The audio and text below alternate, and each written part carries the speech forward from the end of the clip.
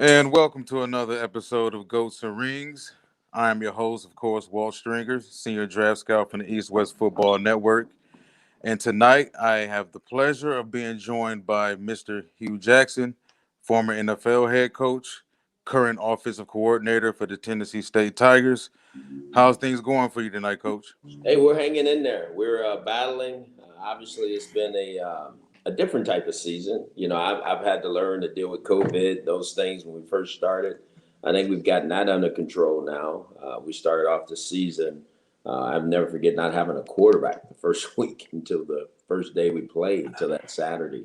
But we've been through it. We've weathered that storm, and I think we're starting to turn the corner. So I see a lot of bright things ahead for this school and football team. Yep.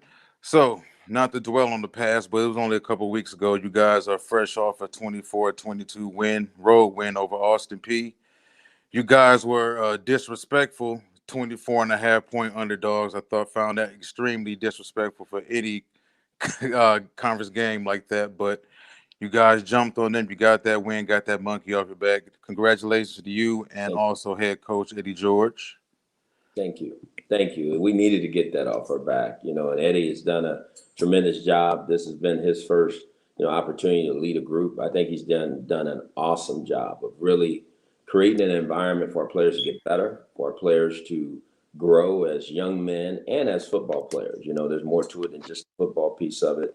And Eddie's done a really good job. And I think that night was a really credit to him because he came in there that week and really set the tempo for the team, and we went out and followed it and got it done. Yeah, you surely did. My opinion, it was the greatest, best performance you guys had this season so far, Mm-hmm. this short season. I thought senior quarterback Jeremy Hickbottom had his best performance of the season.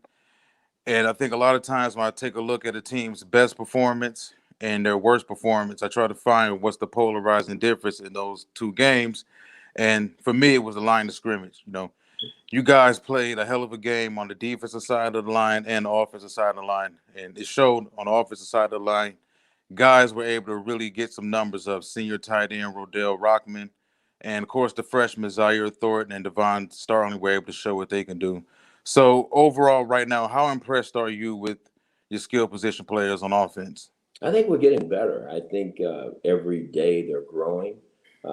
They know that we're not close to where we can be and will be. It's really unfortunate because when Eddie took the job, the spring season had ended, so there was no chance to get these guys until you get them in training camp. It's the first time we got a chance to roll out a ball with them, so they didn't know us, we didn't know them. So there's been this period of trying to get to know them while they're trying to get to know us with school, everything, how we go about doing things. And I think, like I said, I think I give all the credit to Eddie, just watching him really create the right environment, especially once he realized who the players were, about how much time we needed to really meet, how much time we need to be on the field. I mean, all those things, as you know, in college football, there's rules and regulations and you can't break them. So we had to toe the line on all those things, but figure out what was going to be the best way for us to get this team taught. And as you said, that the big guys, the offensive linemen and defensive linemen, have been the benefit of what we're doing now. So those groups are starting to really grow. Absolutely. So moving on to Tennessee Tech, 2-4 Tennessee Tech. They're fresh off a win this past weekend over North Carolina Central. After an emotional win like you guys had a couple weeks ago, how do you make sure there's no letdown for a game like this? Well, if we got to let down, that's a problem. As you just said, we shouldn't let down. They're a good football team.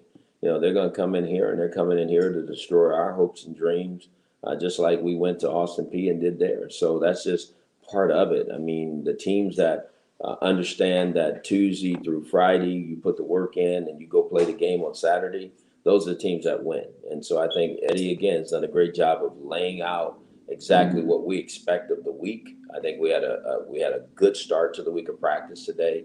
We got to follow that up tomorrow, follow it up on Thursday, finish it off on Friday, and then go to the game and play the best game. But I think our team will be ready to play. Gotcha. Quick, fast. What type of athletes you guys looking for over there? We're looking for, obviously, just like any other big time school, it all starts with the quarterback. We're looking for a guy that can make all the throws, a guy who's intelligent, a guy who's a gym rat who loves to study the game, but also understands he has a responsibility in class. And then we're looking for some big guys on the offensive line and defensive line. And we're looking for skilled players that can score the football and take the football away. So we're no different than any other program. We're chasing some of the top athletes in the country. We're not going to shy away from that. We think our staff is made up of a lot of very talented coaches who understand how to get the best out of players. So now it's about the players trusting us, with their futures and us giving us a chance while we give them a chance to be all they can be. Gotcha. So with a lot of seniors on the team, pretty much what is the message for the rest of the season? I think let's go win. We feel like we're in a great situation. Obviously we're playing at home this week against a really good Tech team, and then obviously we go on the road against Eastern Illinois, and so we got a chance to do what we set out to do, which is stack some wins. And the most important part is let's win this week. Let's become 1-0 at the end of this week, and that's the message, and that's what we're trying to accomplish. Great message. Proud of you, Coach. I'm watching every game this season, pulling for you guys. So Thank you very much. Appreciate that. So let's transition over to the NFL. We're going to talk about a quarterback who can make all the throws, who is a gym rat, and he's being paid a hefty amount, and his team is struggling right now. And to me, it's anywhere in the ballpark his fault. Although I do believe the Chiefs look completely out of sync somewhere within that offense this season. It could be the fact that that is a brand new offensive line. I think no one's really paying attention to that, but they did have some injuries. Actually, they have Clyde Edwards-Helaire, who was placed on IR, I believe, about an hour and a half ago. Mm. So, in your estimation, what is the main problem the Chiefs are having right now? Well, I think you said it. I think you have to look at the offensive line, the cohesion of the group. I mean, that's a almost entirely different group. And I think people don't understand when you have a group that was as talented as the group he had over the last several years, and now it's broken up. It takes time in order for those groups to gel and work together. The quarterback will still be as talented as he is, and he's very talented, but at the same time, he doesn't know exactly what to expect from his offensive line. So there becomes trust issues, and maybe people don't see them, but you can see it a little bit in the play. You can see it a little bit in now he's starting to turn the ball over a little bit more because he's trying to make some things happen. I think that's what's happened to them more than anything, but I think they'll right the ship here pretty soon. How about the defense? I think that's the elephant in the room right now. Absolutely. I mean, but when Chris Jones doesn't play, who's one of the most talented players in the league, and again, the safety who's also most talented player in the league, they're in and out of the lineup. You need those guys. Those guys are not just talented players; they're the leaders of the defense. So again, Tyron is just as good as any safety there is in football and doing what he does and being the quarterback back there, and he's not back there playing. So this is different. Right. So they need to get their guys back and get the guys healthy, get refocused, and then go play some really good football. Yeah, I think that in my opinion, they kind of overcompensated for what happened in the Super Bowl. Mm-hmm. And I completely understood. That's the elite quarterback. That's your guy. That's the $200 million man. You cannot allow what happened to him in the Super Bowl to happen, especially not in the Super Bowl. So they went out, they signed 3 offensive linemen, they traded for another, they drafted 2, and they kind of ignored the defense to a certain extent. They're still breaking in some new guys. I like Nick Bolton, the rookie, but he's only a rookie. He can only do so much. But as you mentioned, Chris Jones in and out of the lineup, Matthew in and out of the lineup, Nick Sorensen, he's kind of an off season so far. So I think not investing enough in that defense could come back to haunt them because things are going to get rough now. You already dropped 1 game to the Chargers. You got the Chargers playing them again later on in the season, but you dropped the game to Baltimore. That's that tiebreaker. So they're already dropping some key games. They dropped the tiebreaker to Buffalo. So now the Chiefs are pretty much in the situation where they got to outright win the AFC West. No, it's going to be tough. You said it. I mean, especially as the weeks continue to build up. But if any team can do it, and with the talent that they do have and the quarterback they do have, and the coaching staff they do have, it would be them. Can they do it? That's yet to be seen. We'll find that out over the next several weeks. But I really believe that if they can get healthy, get everybody back, make some adjustments here and there, I wouldn't be surprised to see them make the playoffs. You see any adjustments they need to make offensively? Should they run the ball a little more play action, a little less bootlegs for Mahomes? Because he seems to really be losing some discipline on a lot of those bootlegs with his foot discipline on those throws. Absolutely. I think you got to go back to the basic fundamentals of what made him the player he is. We all know that there's a side of him that he can ad lib with the best of them. But at the same time, we need to go back and really hone into the things that made him the $500 million player that he is and get him back to playing at a high level. And the ways of doing that, you just mentioned it, which is running the football and play action passing and getting him in a rhythm. Get this offense back in a rhythm where we're not just, being kind of herky jerky and let's go play really good football. How you feel about the wide receiver position opposite of Tyreek Hill? 'Cause to me, that's another position that they needed to address and they didn't. Yeah, just not as strong as it was a year ago, obviously. It's something, as you mentioned, that he had a group of guys that he can rely on. And people don't understand sometimes when you have a very talented player like a Sammy Watkins, and I know he was in and out of the lineup, but it brought out the best in the other guys because he was still on the team, because they know when he was back there, he was going to get his shine. So guys, when they play, they want their shine. Now these guys there's nobody looking over their shoulders. So you're starting to see who they really are. Not that they're not good players, but everybody needs a compliment. And Right. needs Robin, Aquaman needs whoever that is, so that's what's happening. That's what's happening with their offensive team. They need to go find their identity once again. Can Josh Gordon be a factor? I think he can because he's talented. I haven't been around him in a long time.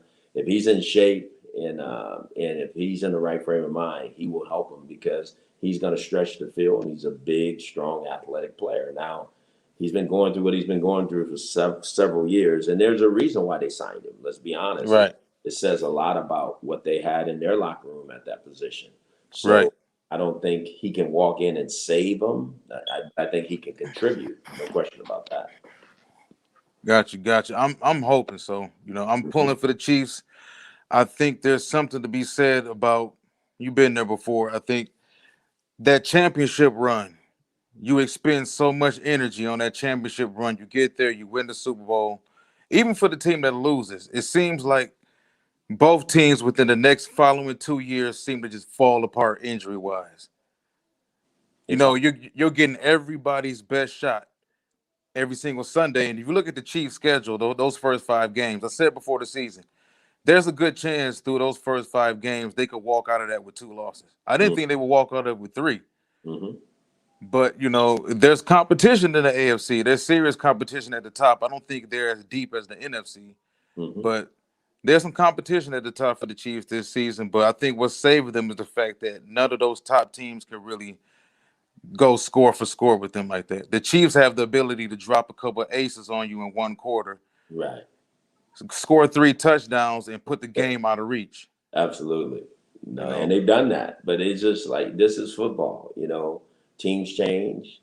All of a sudden you look at the AFC North, you see how that is tilted and switched. Really, yeah, these divisions are going to change. You mentioned it. There's some really good teams in the AFC West now. San Diego's playing really good football, and so obviously they need to find themselves. Denver been playing good early. Obviously, they fell off this past week, but at the same time, that's going to be a rough division. There's some really good players on those teams that can compete with Kansas City now. So they may not be the class of the AFC anymore, but they still have a really good team. And if they can find themselves, they'll find themselves in the playoffs. well, how important do you think home field is for them? I think it's very important for them. I think that's why they were able to get to where they were. But at the same time, you got to get hungry again. Let's just be Right. honest. Fire's got to burn in your belly once again. Go get it. And I just think that's the type of person Patrick is. I think he can will them to some things, but the fire's got to be hot. Again, nobody talks about the child that he has now, the other things that are going on away from the field, because that's different. I don't care what anybody says. That's just a Oh whole yeah. responsibility. But at the same time, I think he's a professional. He's a pro. He understands what he needs to do, how he needs to do it. I watched him in his press conference the other day. He goes, "Look, we got to play better football," and he knows that, and that was the message I took from him. Absolutely, absolutely. I think when you look at Kansas City for what it's worth, they got a bunch of guys who are killers, for lack of a better term, and they Hmm. all felt disrespected. You got Mahomes at number 10, you got Travis Kelce in the third round, Tyreek Hill in the fifth round, Chris Jones in the second round. Like all of those guys are potential Hall of Fame players who are all drafted lower, way lower for various reasons Hmm. than they should have been. So I just expect the core of this team to get it done. Now they don't play defense. That's the whole thing. Right. That's the whole thing. I think with a team that's built as offense top heavy as they are, you have to make sure you at least pull a New England Patriots and keep some interchange. Find out exactly what their identity is defensively. Right. Because right now, I really don't understand what their identity is defensively. Right. And they got to find that. You said it. I mean, when they blitz, it doesn't look very good. When they dog, it doesn't look very good. When they're covering, it doesn't look very good. And stopping the run's been an issue. So they got some work to do. But again, that's the same group of coaches that helped this team get to the Super Bowl. And so they Right. just got to go find their way again. These players got to get hungry and believe they can get it done, and they will. Gosh, it's going to be interesting to see down the stretch. Hmm. So let's go over to the NFC and take a look at some teams who the Chiefs could possibly see in the Super Bowl if they make it that far. Let's run through these real quick. Number one, Arizona. I love Arizona. I do too. I love them from top to bottom. I love the second. Well, not necessarily love the secondary, but I love Byron Murphy. I was high on Byron Murphy coming out of Washington. Everybody thought he was too small. He was too handsy. He was too grabby. He was too aggressive to play on the outside. That man plays on the outside now in year two. He's making plays. He's getting strips. He's getting picks. He's proven to be the dog that I knew he was. Shout out to him. I love Buda Baker. I'm happy that Simmons is coming into his own in the second season. I love the fact they went out and got Watt. I love the fact that Chandler Jones is healthy, but the COVID issue now. I don't know if you heard about that within the last couple of hours. He tested positive. Oh, wow. Yeah, that just broke within the last couple of hours. So, Hmm. but yeah, overall, I love Arizona. They got playmakers in the kick return game. They've got the underneath guy, AJ Green. They got speed guys and Kirk and Hopkins is all world, and they're running the ball well. And I love everything that's going on with Arizona right now. How do you feel? No, you said it. I mean, Kyler Murray is playing extremely well. He's not just forcing the ball. DeAndre Hopkins, you got AJ Green, you got Kirk. I mean, they have a running game now. They're doing a lot Yeah. of things on offense. I think Vance Joseph's done a great job on defense. He's taken that talent. He's playing guys in spots and places where they add value, to the Mm-hmm. defense. He's taken that talent and really done a masterful job of putting them in position to make plays because they are talented. So at the end of Mm-hmm. the day, you're talking about a very, very talented Arizona team that's undefeated. I think the only undefeated team that's left, and Yeah. they have a chance to be great. Now, we've seen them start hot a year ago and then fall off. They got to find a way to push through. It's not going to be perfect the rest of the way, but they got to find a way to push through, and they should earn one of the higher seeds at NFC this year. What do you think could be their one flaw? It's really hard. I don't see one right now. I just know they're in a tough division. You think of Seattle, you think of San Francisco. If they can get healthy, again, those teams are gonna be there too. I think the biggest thing they have to do is keep Kyler upright. Let's not get him nicked or hurt. That's what it came down to last year. He got hit quite a bit, and then all of a sudden, I've always said that these guys only have so many hits in their bodies. And so you got to be careful of putting him out there where he's running a lot. He's learning how to get down, but we got to keep him healthy. If they can do that, then I think they can have some good things happen for him. Yeah, I'm definitely pulling for them. Like I said, I love the Arizona Cardinals. I think they're good for football moving forward. I think Kyler Murray is great for football. He's exciting. He's a fun player to watch. He got a little Brett Favre in him when he gets to slinging that ball Oh yeah. downfield. I man, I love some Kyler Murray. Love some Kyler Hmm. Murray. So, what do you think about Dallas? I've been impressed. I think getting Coach Quinn there, he's done a great job defensively for him. Mm-hmm. Obviously, they got to continue to grow on defense because I think that's where it is. Obviously, they have a guy that's taking the ball away from everybody back there in the secondary. I mean, he's playing lights out. Mm-hmm. I mean, he is a ball hog. Parsons, that for him to move from inside at linebacker and play defensive end the way he has just been phenomenal. It tells you what type of athlete he is. They drafted the right player. Zeke looks like the Zeke of old. I mean, he's running the football. They're running the football. But getting back to that identity and being able to play action pass and do the other things you need to do. Dak is healthy. Their offensive line is staying healthy. So if they can continue to stay healthy and not lose any of their key players, Dallas is gonna be heard from this year. Yeah, Dak looks like he got a little something different this year. Mm-hmm. Like I was kind of on him in the preseason, like off season. Or why is everybody talking about this guy elite or whatever? But I'm taking my hat off to him. That ball coming out a little quicker this year. Mm-hmm. He got a little different scowl on his face this year. He Mm-hmm. dealing that ball little different this year. Yes, he is. Zeke he looks a little bit leaner. He running a little harder. Those pass dropping a little harder. And Trayvon Diggs, man, I'm gonna put this out here. Anybody, if you want somebody to train your DBs, they need to be working with Xavier Howard, man. Mm-hmm. Whatever he did with that boy over the offseason, it's amazing. The guy who led the league in picks last year trained a guy, and now he's leading the league in picks this year. Because that boy got some ball skills I haven't seen in a long time. Like for a corner to have that much confidence to consistently play the football. Because, as a corner, you're always trained to knock the ball down. Don't get beat. Right. By all means, don't get beat. Forget Don't the pick. beat. The pick is icing on the cake, but do not get beat. He plays the football consistently. No, he does. He is everything you said. I didn't know that's who's training him, but he needs to get paid from him because he's done an outstanding job. We have him, J.C. Horn, Kenny Moore, Tease Tabor. Yeah, so it's amazing what he's doing. Like you said, Micah Parsons, people were kind of down on him during the draft process because of some off the field stuff that was he say, she say. Parsons is another dog. Mm-hmm. He's a dog, another dog they needed within that front seven. Yes. They got rid of Jalen Smith. So, yeah, I like Dallas too. I think Dallas is kind of 1A, 1B. Dallas could very well beat Arizona. Mm-hmm. I could see that happening. I could see Arizona beating Dallas. But moving on to the defending champs, Tampa Bay, who is just kind of like hiding in the weeds right now. Yeah, I don't know that they're hiding. They chilling. They laying in the cut, but when you got Tom Brady, you don't have to lay. This guy is playing lights out. Yes, he is. I mean, are you kidding me? This guy, 5 touchdowns, is seeing 4 or 5 touchdowns every week. I mean, he's leading the league in passing, and that's got to say everything to you. They've done a great job. They keep replenishing the players. When I look at Giovanni Bernard, who's over there now from Cincinnati, he's doing great things for him. You look up and they went and got Richard Sherman. He's playing in the secondary. I mean, they just keep finding pieces to add to it. But I think the Pied Piper of it all is Tom. He that makes it go on offense, defense, and special. Because I think the defense knows if they get him the ball enough, he's going to score.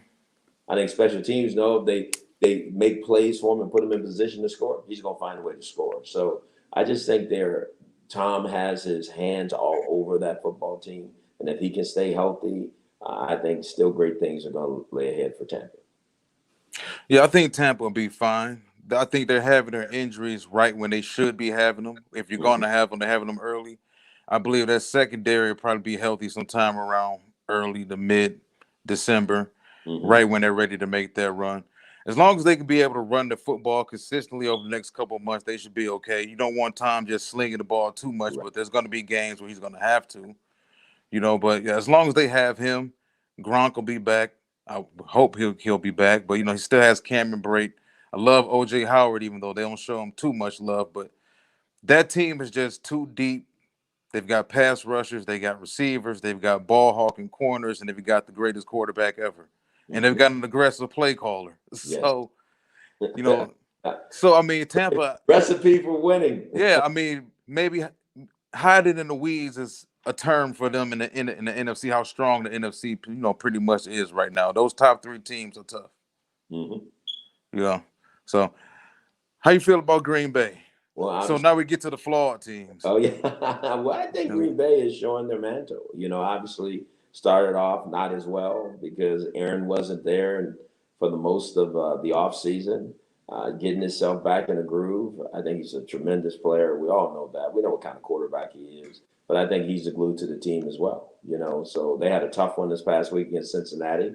Cincinnati has shown they have grown. Obviously, they can make a kick. Obviously, either way, the game was going to go to the team that won it, which I think was Right. great. This guy missed 3 kicks. So Devontae Adams is having a fantastic year, as he always does. That is obviously Aaron Rodgers' guy. But Aaron Rodgers is the key to everything in Green Bay. And again, the thought that he may not be there next year, they better find a way to make it happen this year because if he won't be there, it will be totally different in Green Bay.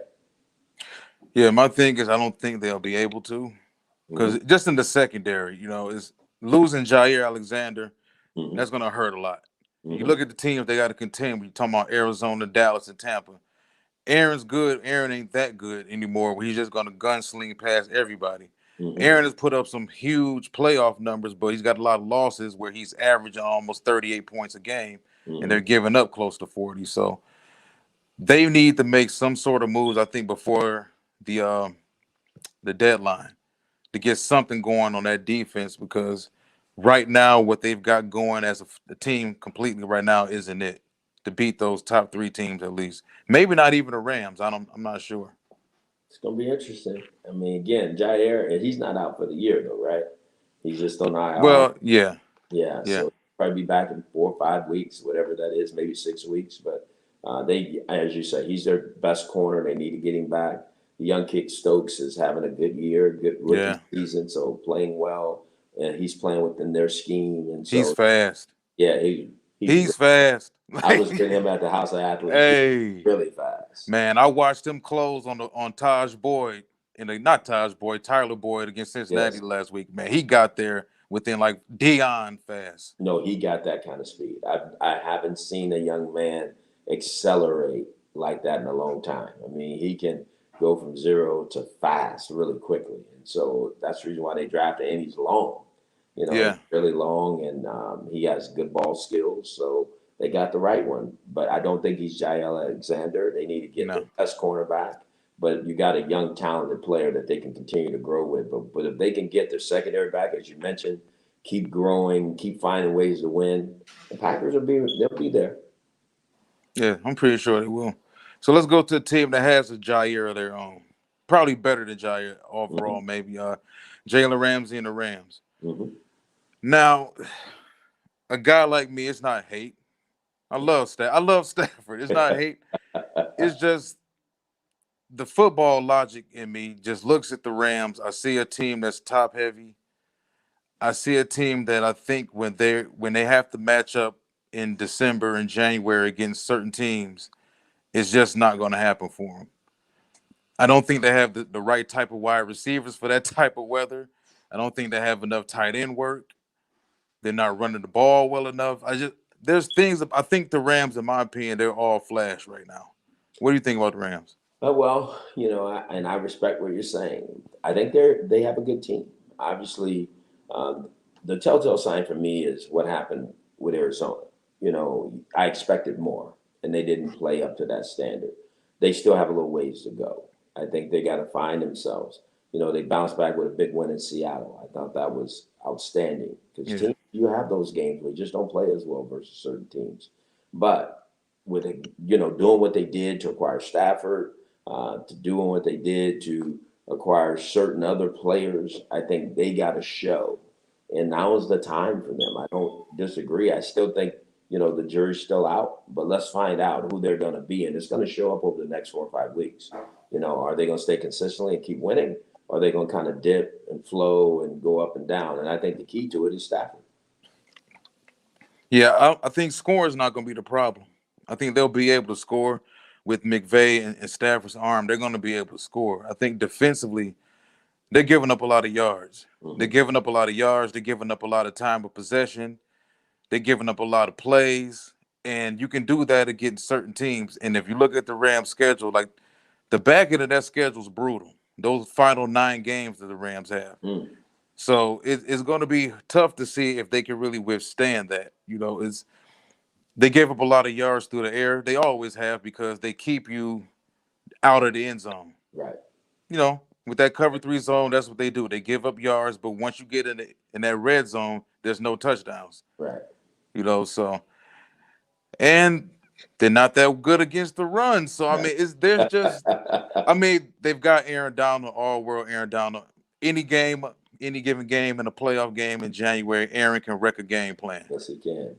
And the, the Rams can generate 25 points and win. But I just think out of those top five teams, they're probably the most, well, I don't know. I think they're probably better than Green Bay. I'll give them that. I think they're better than Green Bay, even though Green Bay's one spot ahead of them in the standings right now. But I just think the Rams have some flaws and they could possibly show up soon.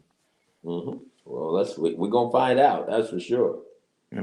So let's move on to super flawed. Oh man, we talking about laying in the gutter flawed.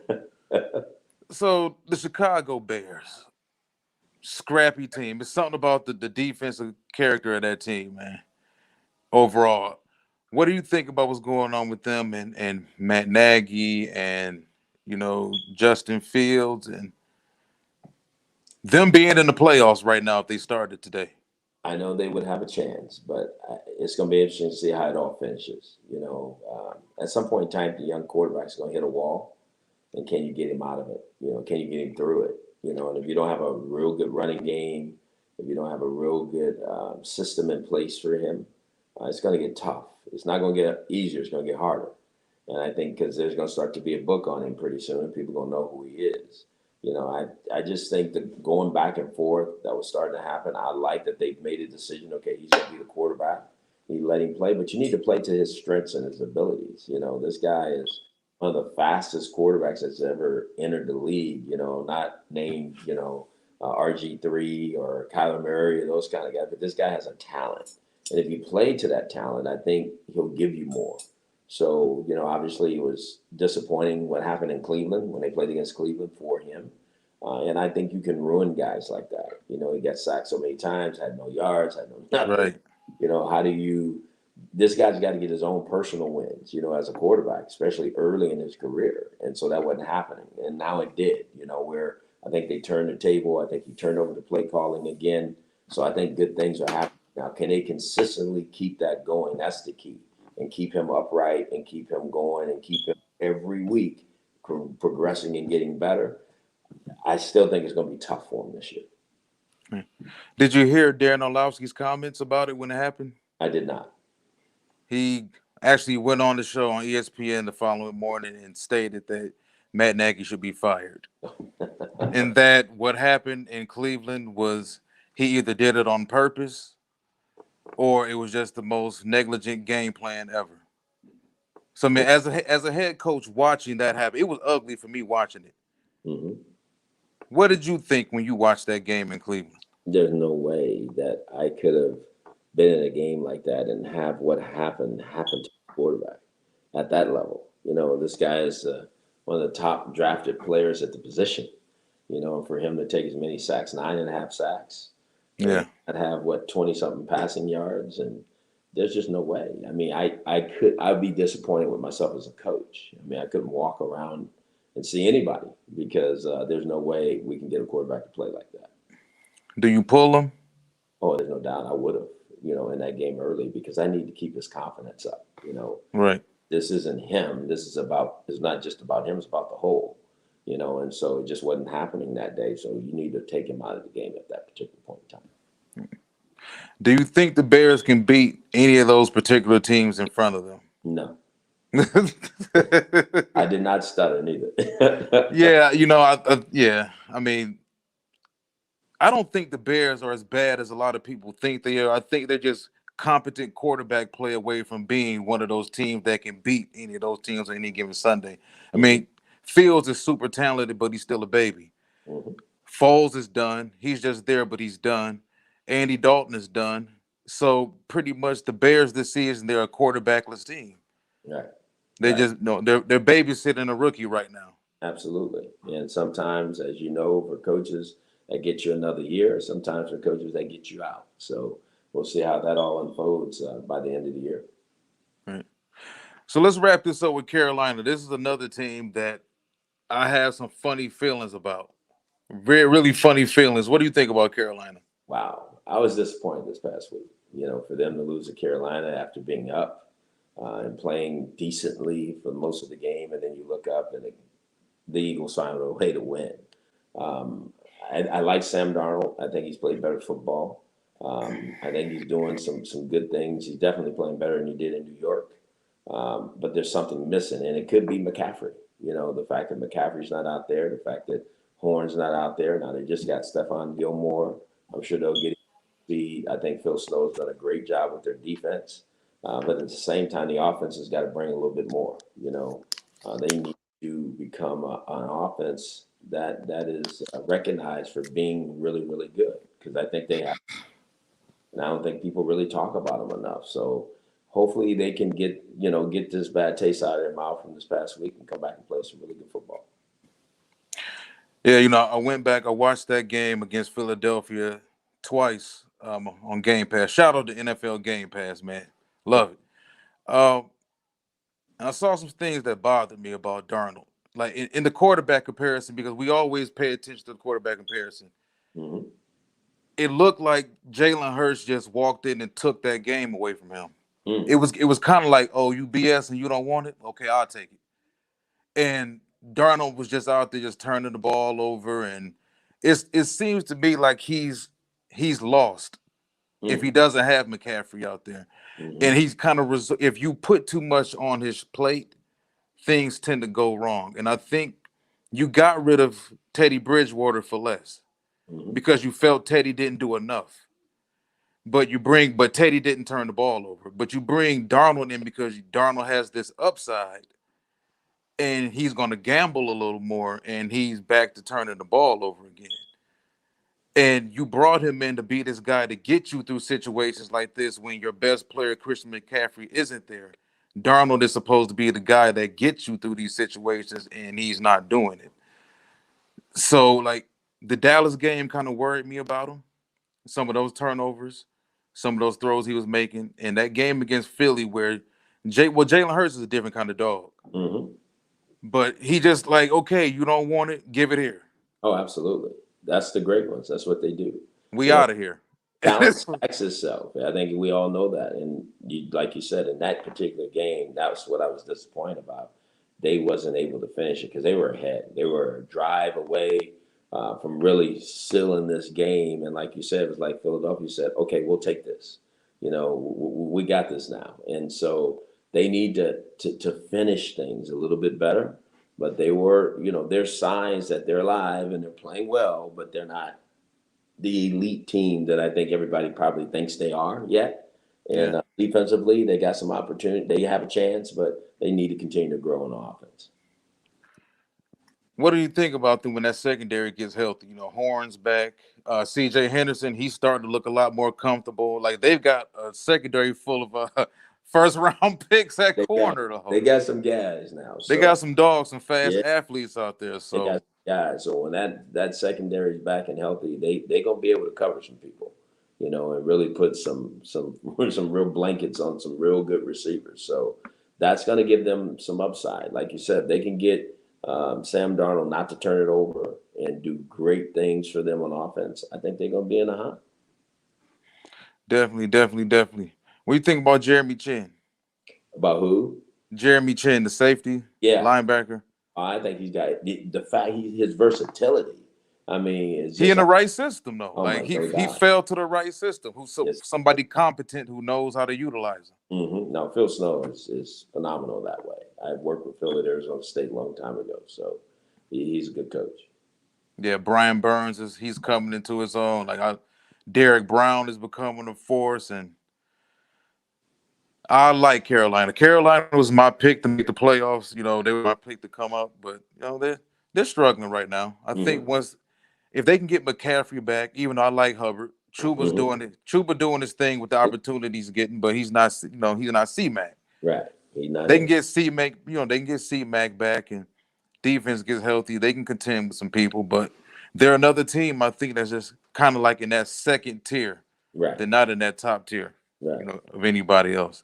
So, one last quick question: you were a head coach. You suffered some tough losses. What do you make of Dan Campbell and the crime? Well, I think first of all, I've learned you can't come in with all the bite and bark, because people want you to back it up, and so because if not, you're going to get beat down, and I think that's what's happening a little bit. They've been in some games. There's some games that a lot of people think they should have won. I've been there before. You don't win them, and Right. and you don't win them for several reasons. Are you got to go back and ask yourself those tough questions? Are you talented enough? Are you doing the right thing? Are you creating the right environments for your players to be everything they can be? I'm sure they will answer those things with an affirmative yes. But the more you lose, the harder it gets, and I just think that's really important. Hopefully, they'll still win at some point in time, but it's going to get tougher before it gets easier for them. That's for sure. Yeah, it's kind of split here. The media here. That some people understand that he wasn't crying for the loss. He was crying, pretty much crying because he felt for his players. The fact that this team is so under talented and guys are showing up every day to practice. They're running Walter, through a no, wall for you. They're I staying can't. after practice and they're He has still a losing. talented team. He has golf. They have a draftable first round tackle. They have some pieces. They have a very good tight end. They have some defensive pieces. Somehow, some way, they got to find a way. You go back to that 2016 team in Cleveland. You talk about under talented.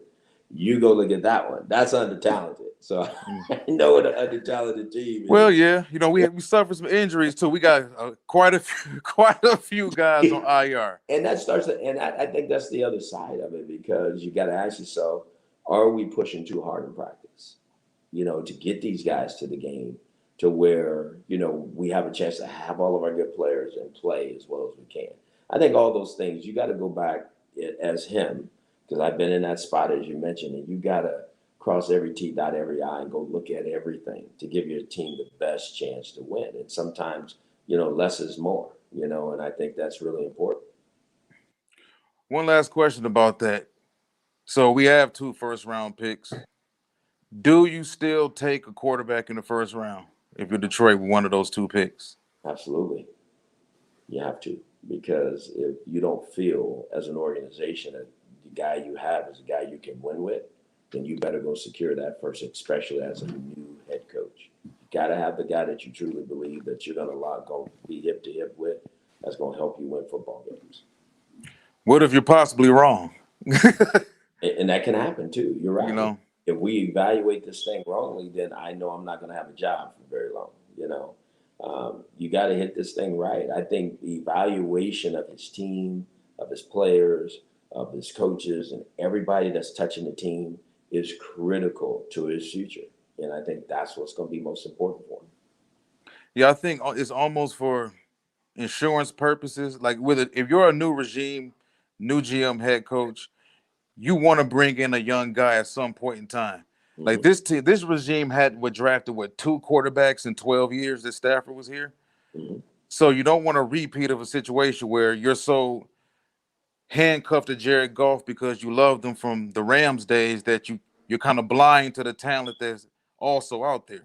Right. Because I think teams who pass on quarterbacks when they need quarterbacks, those guys don't keep jobs for long. No, not at You all. know, we're looking at Brian Flores in Miami, and for lack of a better phrase, it can turn from sugar to shit extremely quick. Real quick. And they can love you one year and completely hate you the next. And to hear things like he wanted Justin Herbert over Tua, and we've been hearing for 2 years, quote unquote, rumors, rumblings that he didn't want him. These are too many rumblings, Way too many. So it's almost to say that this guy was forced on me. Hmm. And as coach, you never want a quarterback, especially a quarterback. It can be a linebacker, a corner, or whatever, but you never want a quarterback that you truly don't want forced on you. Absolutely. Because you won't win. Yeah. And you can't win that battle. Yeah, so like it can turn bad, sour extremely quick. We're looking around the league at some teams who it could turn that way for the Lions. Hope in this city would be a lot brighter for this fan base for the Lions if they drafted Justin Fields at 7. And that's not to say that Sewell won't be an all pro or whatever, but that quarterback shows his fan base some sort of hope. It always does. Even if it's false hope, fan bases love the young quarterback. Yes, they do. And they So always will. I always will. So, Coach, I want to thank you for joining me tonight. It's pleasure. It's always a pleasure talking with you as much as I can. Congratulations on that win. You guys are coming up, and I'm going to be tuned in this Saturday. Check you guys out against Tennessee Tech. I appreciate you. You know that. I mean, I think you're awesome with what you do. I hope people understand all the work that you put into this. This is a no fly by night thing for you. You study it, you live it, you breathe it, you love it. And I hope you continue to just keep taking it to a whole nother level because you have more knowledge than a whole lot of people. You see things and think through things way different than most. There's a GM sitting right here. Somebody need to come get this man. Give him a chance to build a team they look like. That's for sure. Well, thank you, Coach. I appreciate that love. Always reciprocated back. I will see everyone next week for another episode of Ghost Rings. Remember, till then, stand up and stand out.